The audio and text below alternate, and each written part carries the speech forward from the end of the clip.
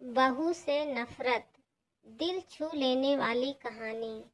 Mummy, मैं कह रहा हूँ ना, मैं सिया से ही शादी करूँगा, अन्यथा मैं जिंदगी भर कुंवारा रह जाऊँगा और यह मेरा अंतिम निर्णय है। अब इस विषय पर मैं आपसे आगे बहस नहीं करूँगा। तभी अभिनव की मम्मी रमा जी ने कहा, बेटा तू समझता क्यों नहीं है? हमने तेरे सामने सिया की जन्म कुंडली पंडित जी को दिखाई थी ना, और उन्होंने सिया की कुंडली में मांगलिक दोष बताया है। अब तू बता, सब कुछ पता होते हुए हम तेरी शादी एक मांगलिक लड़की से कैसे कर दें? तू जानता नहीं है कि मांगलिक दोष वाले की जीवन साथी की मौत जल्दी हो जाया करती है, इसलिए तुझे मैं समझा रही हूँ, तू भूल जा सिया को। रमा जी ने अभिनव को बहुत समझाया, पर अभिनव का कहना था कि जब मैंने सिया से प्यार किया था, तब मैंने उसके साथ प्यार करते हुए जन्म कुंडली का मिलान नहीं किया था, ना ही मैं इन मिलानों को मानता हूँ। इसलिए अब बस मैं शादी करूँगा तो सिर्फ सिया से, और यह मेरा आखिरी फैसला है।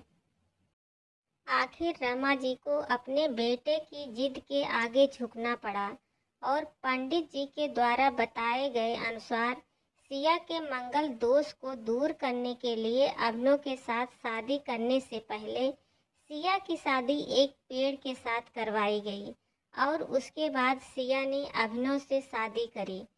सिया दुल्हन बनकर अभिनव के घर आई, पर रमा जी को सिया का मांगलिक होना अभी भी खटक रहा था और रमा जी उसे दिल से नहीं अपना पा रही थी, और घर में कुछ भी परेशानी आती तो उसका दोष सिया को ही जाता। लेकिन सिया पढ़ी लिखी संस्कारी लड़की थी और वह अपनी सासू माँ से मिले इन बेवजह आरोपों को अपने दिल से नहीं लगाती थी, और ऐसे ही ससुराल में उसके दिन कट रहे थे। एक दिन अभिनव ऑफिस से जल्दी घर आ जाता है।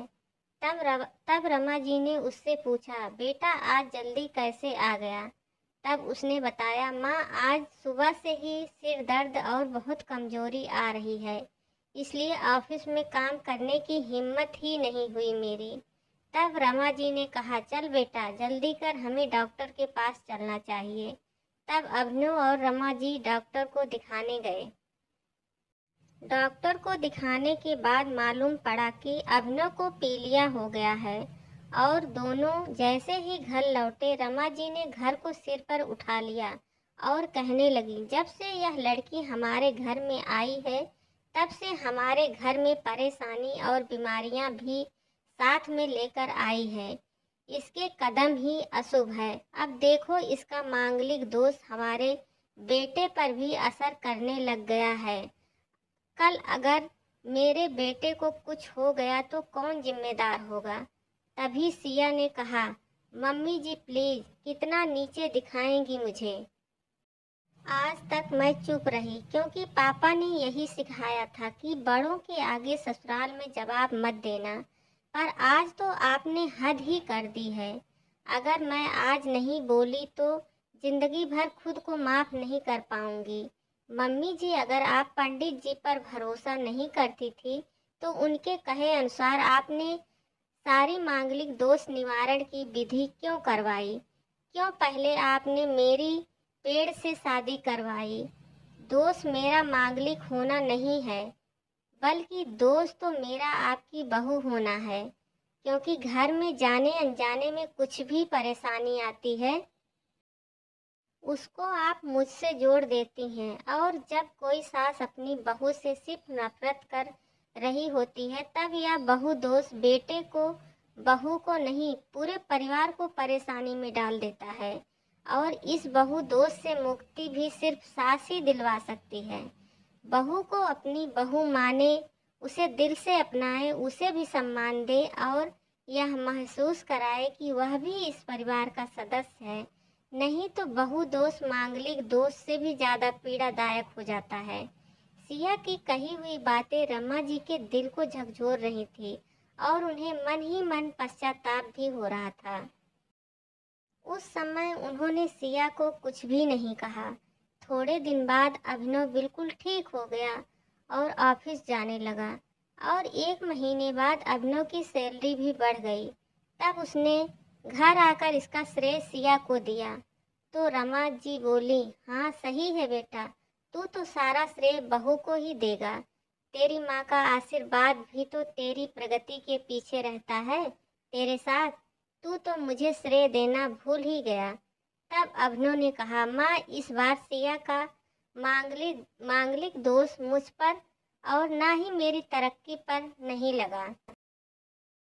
और माँ जब हम बुरी परेशानियों का श्रेय सिया को देते हैं तो अच्छे कामों का श्रेय भी तो सिया को ही देना चाहिए। तो इसलिए आज का सारा श्रेय सिया को जाता है, अभिनव ने हंसते हुए कहा। तब सिया बोली, अभिनव तो क्या तुम भी मुझे ऐसा समझते हो? तब अभिनव ने कहा, नहीं सिया बिल्कुल नहीं, बल्कि मैं तो माँ को यह समझाना चाह रहा हूँ कि सुख दुख हमारे जीवन का हिस्सा है और कभी जीवन में खुशियाँ आती हैं तो कभी गम भी आते हैं। इसके लिए हमें परिवार के सदस्य या अपनी बहू को दोष देना उचित नहीं है। तभी रमा जी बोली, बेटा सही कह रहा है तू, और तेरी तरक्की ही बहुत है मुझे इस झूठे दोषों से बाहर निकालने के लिए।